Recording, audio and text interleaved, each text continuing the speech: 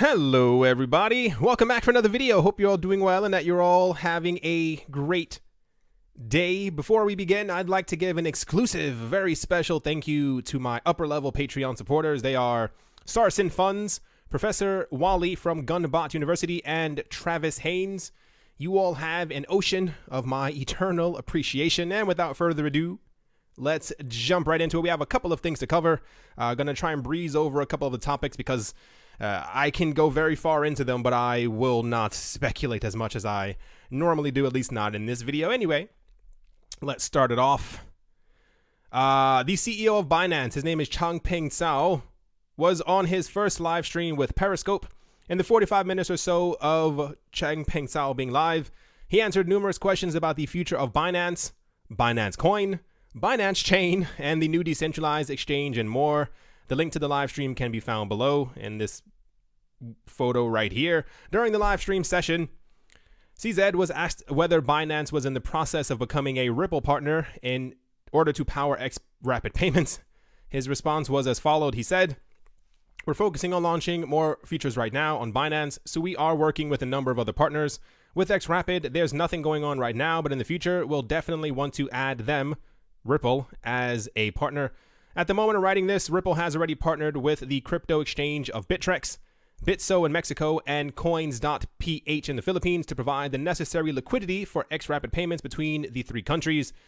These exchanges provide an avenue for the conversion of Fiat to XRP on xRapid and vice versa, thus making cross-border transactions more efficient in cost of terms and speed.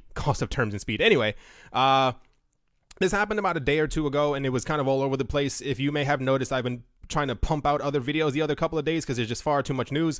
So this just did not happen to make it into the news like a day or two ago. This is obviously very big news.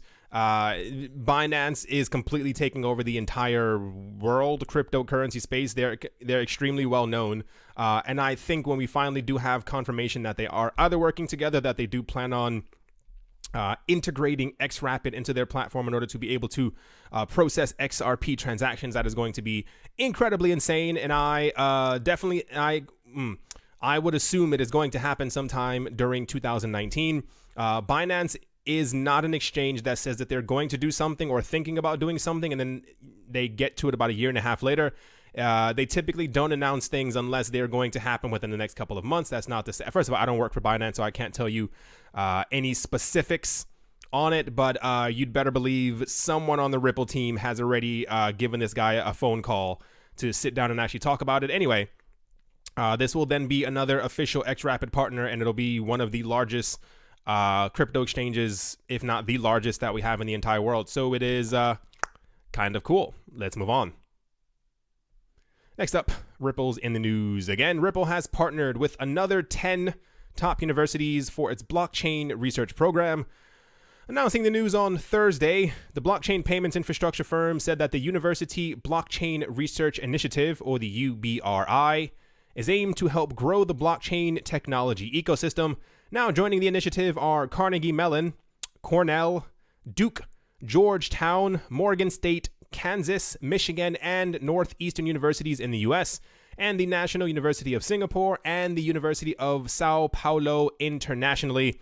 Last month, Ripple also partnered with the Institute for the FinTech Research, or the THUIFR, at Tsinghua University in Beijing under the UBRI. Supported by Ripple's UBRI resources, the institutions will carry out research, develop and launch course materials, host conferences, and award scholarships to students pursuing work in blockchain, cryptocurrency, digital payments, and related subjects. So this is kind of a two-pronged, triple-pronged attack.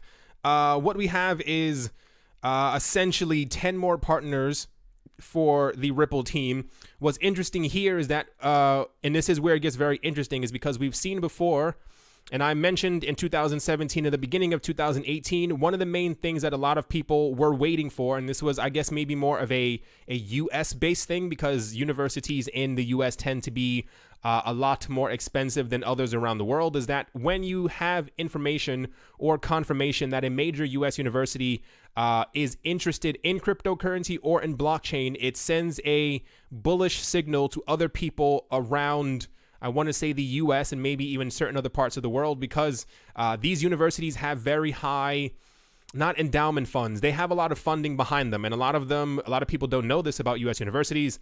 They invest in stocks, they invest in mutual funds and in hedge funds and in gold and in silver and a lot of other things that they believe will help them increase their money or the worth of the university. That's kind of one of the easiest ways of really placing it out there.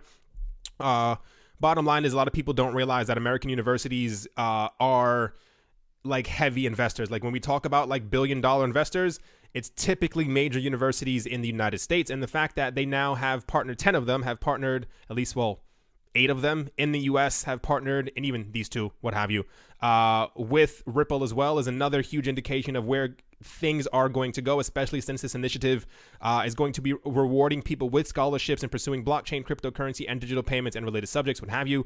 No word on if they're going to be paying them out in XRP. That is kind of, it would be great if they did, but it's not the most important part. What we had news of before, and I think this is what I read, if my memory serves me correctly, is that, remember when the Ripple team was having a situation in 2016 and in 2017 where people were like, hey, you're not as decentralized because you guys control most of the nodes. And then they said that by a certain time frame, I think it was by the spring of 2018, that they would no longer hold the majority of their nodes because they were looking for like proper partners to be able to hold like not master nodes, but I guess maybe like master nodes, like the largest nodes on the network, because I think normal people can also run nodes. I've seen other YouTubers who run XRP ledger nodes as well. But for the larger ones, they mentioned before that they don't want a situation where, how do I say it the easiest way? Like lack of corruption and stuff like that. Kind of, I can't really explain it 100%. The point is, the news that we had before was that they had partnered with a couple of universities in the US, and that these universities were actually running full nodes for the XRP ledger. So I can only assume at least half of these, if not all of them, I would actually say is probably all of them. If you have a partnership with the university, one can only assume that the Ripple team kind of gave them the heads up and told them exactly what they were doing, what their initiative was for, blah, blah, blah, blah, blah, how they can mutually benefit each other financially. So I can only assume that probably all of these universities are also running full nodes, which also then, because it all ties together. It's so interesting because a lot of people don't really realize how big universities are in America and how much money they actually have being funneled through them. And when you talk about things with the SEC, and when they talk about needing decentralization to not be a security, and needing so and so and so, and you need like major institutions to be in the cryptocurrency space to show that there is some form of a legitimacy to cryptocurrency. Like these universities weren't chosen at random. They were chosen because these are some of the largest names in the United States and in Singapore and also in Sao Paulo. You kind of get what I'm saying. Like these are very constructed partnerships that they have, so that they have done, completed, associated themselves with. Pretty sure they're running full nodes. I mean, I think you can also check it out on the XRP ledger. I haven't like dug that deep into it, but I'm pretty sure it has like an indication as to like the name. Like we can see this some other times, especially when it comes to like who owns what cryptocurrency address for other coins and stuff like that. And like certain addresses will be named like Binance. Some of them will be like blah, blah, blah, blah, blah, Coinbase 1, Coinbase 2, and kind of things like that. Anyway, the point is, these are incredibly fascinating. Whenever we get news like this, a lot of people tend to skip over it because they really don't think that it has a huge impact. But these are some of the largest, dare I say, companies in the entire world. They make huge amounts of money every single year from students who are going there, and also from funds and endowments and donations, and they get extra wings and all this other stuff. If you've never been to a US university before, if you ever go to the States, you are in for a treat because they look like their own little castle towns. It's actually, is the photo here? They look like this. It's actually completely insane how much money goes into these universities. Anyway, the point is, I'm going to end the Ripple University talk. It's very fascinating to hear that when we talk about people getting into the cryptocurrency space, a lot of people tend to look over universities because they just see them as schools, but these are essentially businesses. And yeah, let us move on. I'm going to kind of breeze-ish through this one. Participants in the ongoing Lightning Torch Bitcoin transaction rally have turned their attention to to involving Tesla CEO Elon Musk after Twitter's Jack Dorsey joined this week. Lightning Torch, which involves users of the Bitcoin Lightning Network implementation sending a transaction between themselves, increasing its value with each stop, has gained a loyal following since its launch on the 19th of January, just around 2.5 weeks, give or take. Its instigator was a Bitcoin user on Twitter known as HODLNOT, okay, and has since attracted the attention of well-known Bitcoin figures as the torch has been relayed by over 150 people. Here are just some of the addresses. The entire point is, it started off as something relatively small. Whenever somebody sends this Lightning transaction to another person, I think you're supposed to increase it by like 36 cents or like some really weird number as it's going back and forth between all these people. Yeah, it's supposed to be 10,000 Satoshis like on top of every single transaction is to show and give Lightning Network support. We had this news the other day about the guy who, the CEO of, go away. Why is it not going away? There we go. That was weird, of Twitter, who also got the torch, and he also announced that he only owns Bitcoin. He was only going to own Bitcoin. He did not care about anything else. And if someone was asking him, do you plan on at some point allowing microtransactions on Twitter? And he was like, yes, and it would be interesting if we did it with Lightning. So this is where all the speculation comes from.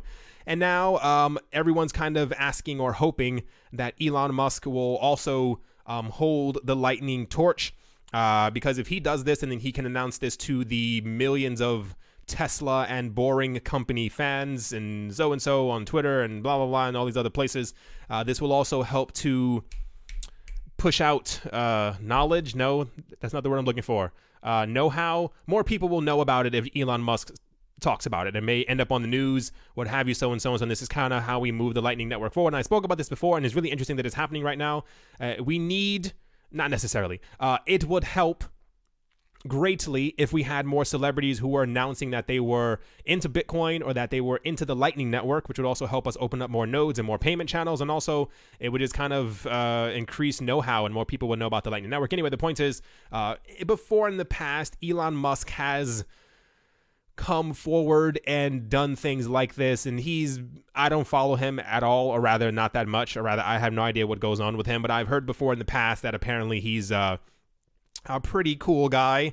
So it seems like he would be someone to do something like this. I think it would help immensely. But yeah, Elon Musk is in the news. So let's move on.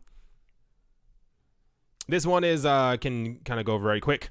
Apparently someone diabolically cleverly has mimicked the Bakkt website and has made it so that they told everyone that they were set to launch on the 12th of March, which is very clever because that was around the same exact time frame that I was giving. I said it's going to happen sometime in March.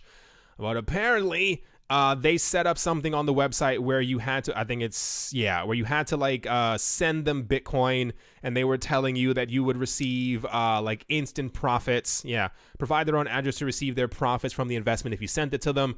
They did this very well, but luckily, it was found out extremely quick because we've had things like this before where people have created and mimicked websites. There was something, I can't remember what it was. It was in 2018, I think, as prices were going down, but we had like a big shoot up in price once again. We had, I think, multiple websites were being mimicked, and like they were like very few letters were changed in the actual like web address. So like it would have been like coinbase.io, and like you wouldn't have really recognized it because they mimicked the website in its entirety. So I'm hoping that no one actually sent their money to this.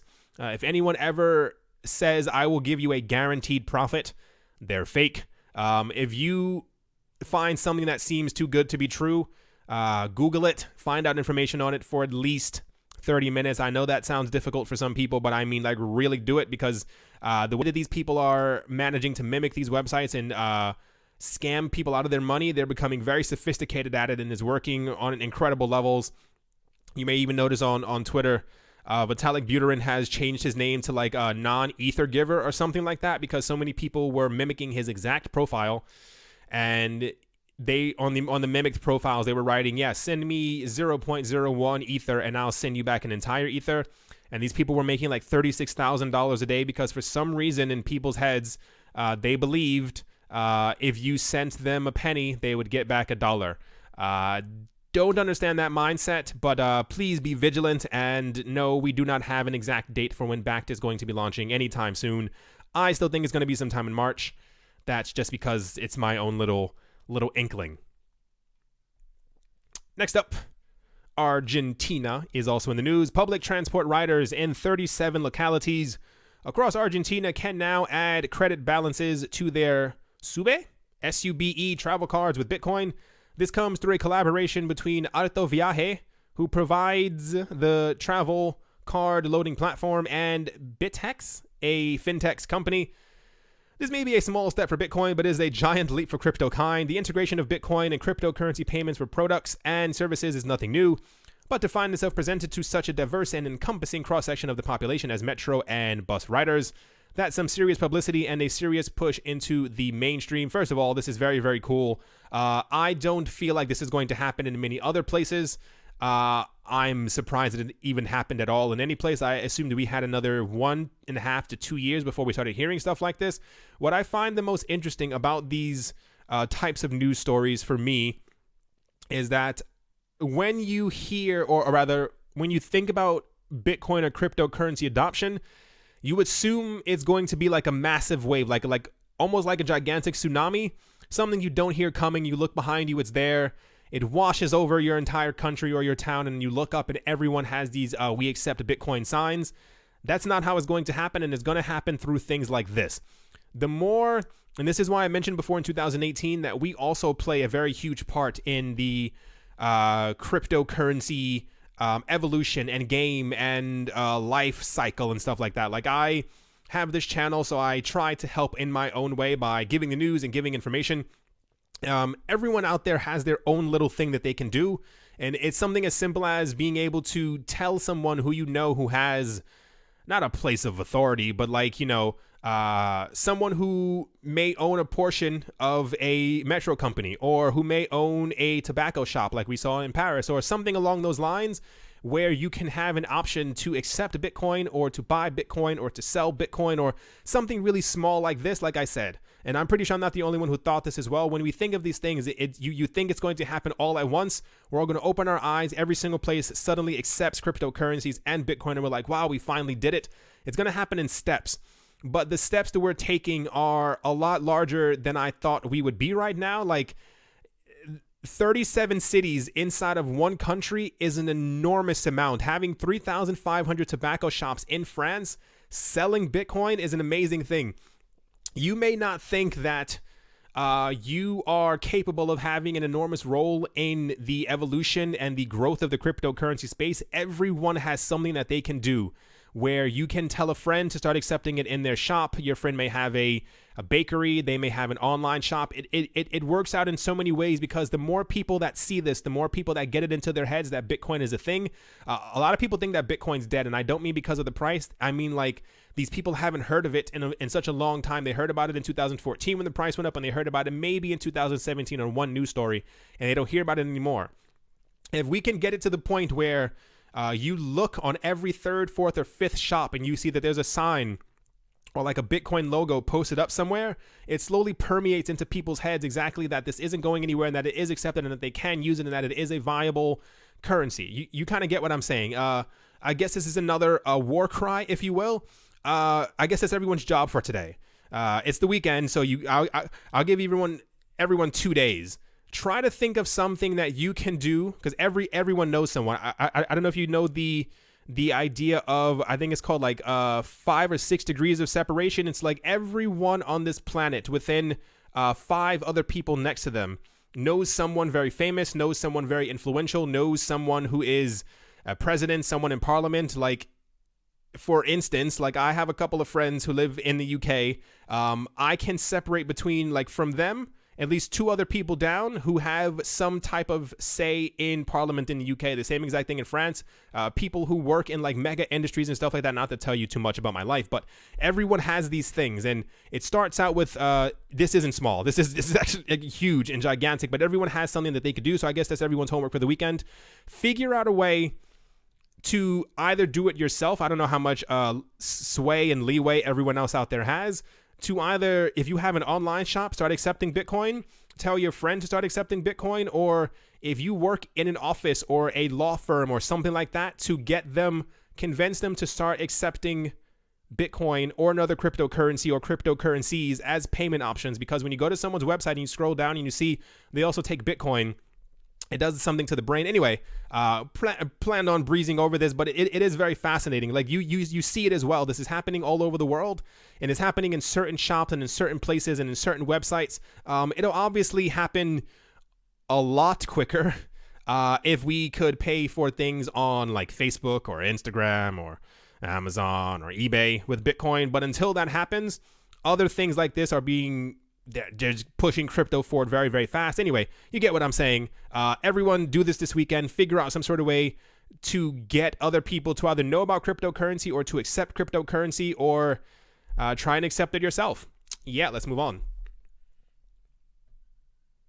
Right, so we had news about this about a day or two ago. I guess the most important part of this is that Charlie Lee, who is the head and managing director of the Litecoin Foundation, has announced that he is trying to put confidential transactions on top of the Litecoin blockchain. Apparently, he mentioned before that he was going to do this through Mimblewimble, but apparently he is trying to do this with Beam. I would have assumed that he would have tried to do this with the Grin team, but apparently he sees something more special in the Beam team. So yeah, like breezing right over this one, but it's going to happen eventually, hopefully in 2019, because he announced that it can be done by a soft fork. So hopefully they've been talking over the last couple of weeks and we can actually get this moving.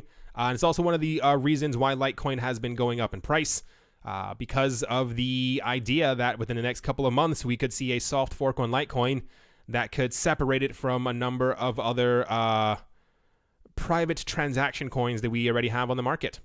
Yeah. To kind of finish things up, right,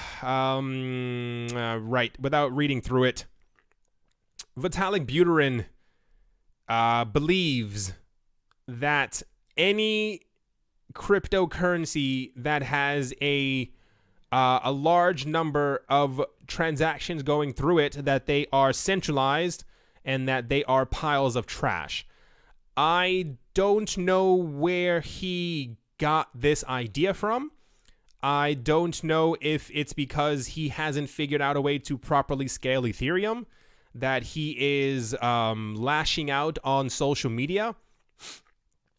But I can almost assure you that if from the get-go Ethereum had been able to process around 15,000 transactions per second, this would not be an article. However, Vitalik did say that he thinks that any project that has a large amount of high transactions per second, that they are centralized and therefore should not be used.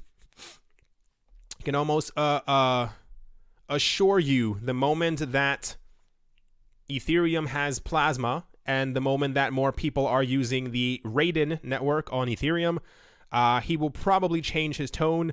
I don't know why Vitalik does these things. I don't know why a lot of people do these things. I think everyone, and I guess this is still the runoff from 2018, where people get so upset, in my opinion, that maybe other projects are doing better than them, or maybe quicker or faster than them, because once again, they've been talking about scaling Ethereum since around 2016.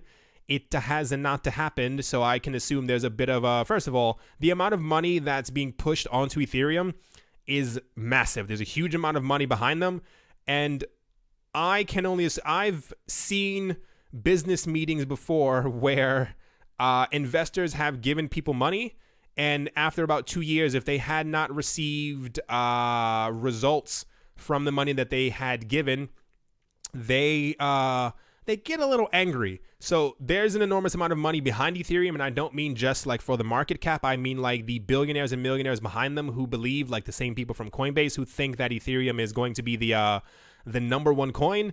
I can assume that they're probably under an enormous amount of stress, and maybe this is their way of kind of coping with it. I love the Ethereum project, but I can assure you, the moment Ethereum can properly do over 3,000 transactions per second, he'll talk about how he loves the other projects and how, you know, the entire discussions about anything according to centralization will completely disappear, especially because Ethereum also isn't the most decentralized project in the entire world. We know that there are a number of people who own huge amounts of Ethereum, and also they don't have the largest node count in the entire world if you just want to chalk it up down to numbers. Anyway, go away. Yeah, there we go. Prices aren't doing too bad. There's a bit of a pullback, and because Bitcoin started slowing things down, going back a tiny bit, the numbers are still very pretty, still very nice. I'm hoping that we can go this way, maybe even sideways, for the entirety of the weekend, and that by Monday we can kind of shoot up again. There has been no negative and or bearish news for quite some time, so there's no reason for the markets to go down. There was a huge sense of euphoria yesterday when I think Bitcoin had hit 3,750 or something like that. The fact that it went over 3,700 was this huge moment because we were treading around the $3,400 level. Let's hope that we continue to go up. It was very nice seeing the prices move up. Let's hope that this continues. Anyway, I believe that is definitely going to do it for this video. I hope you all enjoyed. I hope you all are having a great day, a great morning, great afternoon, or great evening, wherever you are, wherever you might be. I hope you all have a wonderful weekend. Make sure to go out there and change the world, one crypto at a time. And I mean, it seems stupid, it seems foolish, but we all have something. Everyone has something that they could do, even if it's just you sending a message to someone. It's a little part that helps to grow the cryptocurrency space, because it's going to happen eventually. I'm still giving it around the 2020, 2022, 2023 timeframe, somewhere around there. But I think we can accelerate it very, very fast if we all played our own part and tried to reach as many people as possible. And yeah, as always, a very special thank you to my Patreon supporters. They are Yasha Harari, Gordon Nikic, Travis Haynes, Nick Mangialavori, Professor Wally from Gunbot University, Arthur Yaku, L. Doug, Brady Niels, Rai, and Gilbo Snake, and Vlad the Impaler. Thank you all very much for your generosity. I do appreciate it very, very much. Nice talking to all of you, and yeah, I'll talk to you all soon. See you.